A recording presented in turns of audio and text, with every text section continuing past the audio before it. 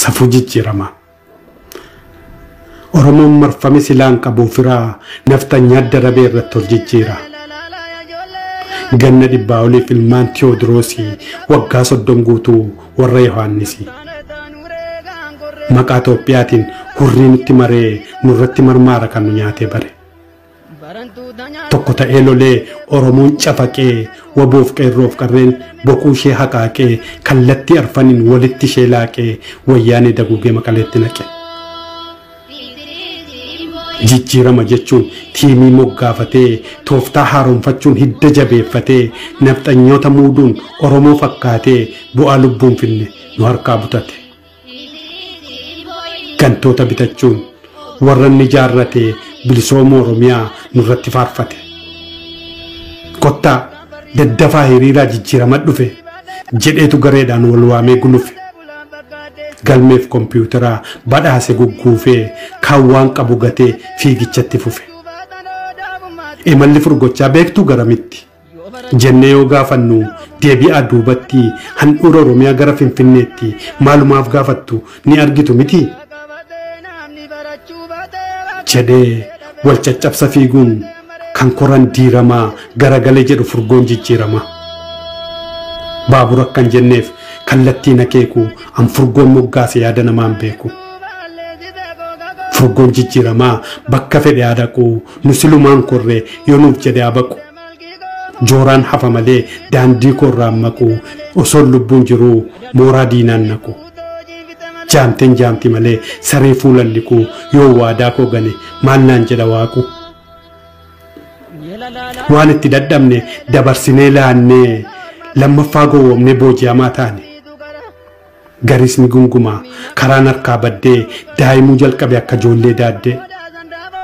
Ilmaan abbaa gadaa jedhee wal filatee bakka jiru waamee dantaan wal koratee bara darbe kana daboo wal kadhatee maal lakkoofsa qabaa kan nutti dhaadate. Kaan ofiin muudee aangoo irratti ol fitee nama meeqa dhabne bakkuma inni lixe.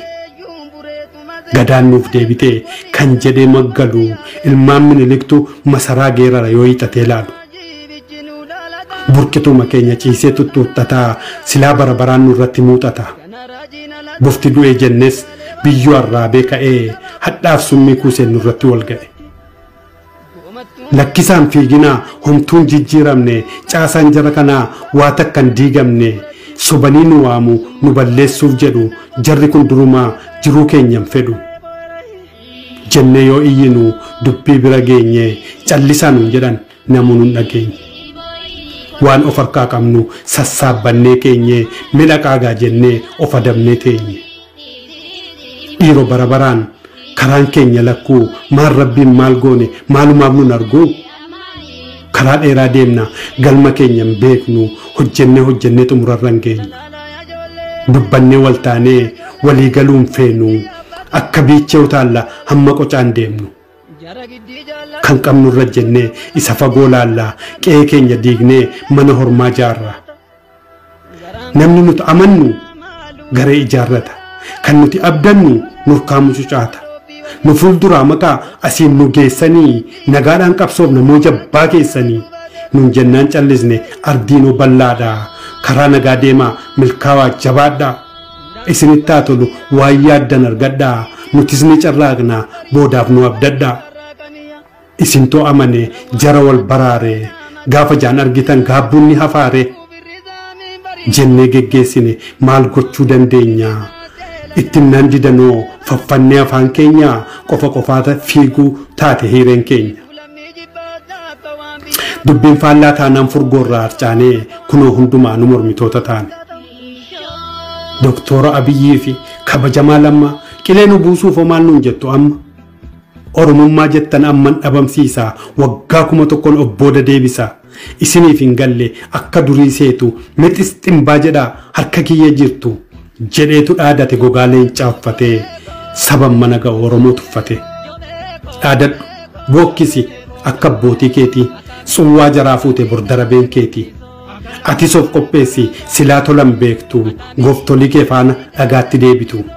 Awaannisa Tigraay laaqanoo lafeertu. Ganda Tewoodiroosii farsoo waliin dhudhu. Oromiyaa bal'oo abbaatti deebistu gaafa sana gochaa keessan isarraa gaabbitu. Nu marsanii wacuu hin hamne bineensi lafa nutti qotu xaddeef wal diigessi. Warri baalleen kaatan uummoof harraagessi fuulleedhaa wal waamu budaaf waraabessi. Hanguma yerootti dhaadannoof jeekkarsi sirarraa chaabboofti hagam waliin teessi. Maal abbaa ishee kuftee yaa'ii waliin teessi jedhanii mammaaku buleessaaf gameessi. Bariin dhiyaateera eessa abbaa ishee geessi leencis dhufaa jira yeeyyiidhaaf qeerransi.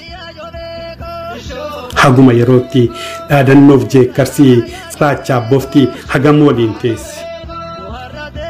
Maal abbaa ishee kuftee yaa'ii waliin teessi jedhanii mammaaku buleessaaf gameessi. Bariin dhiyaateera eessa abbaa ishee geessi leenci dhufaa jira yeeyyiidhaaf qeerransi. Galatoomaa naaf galchaa.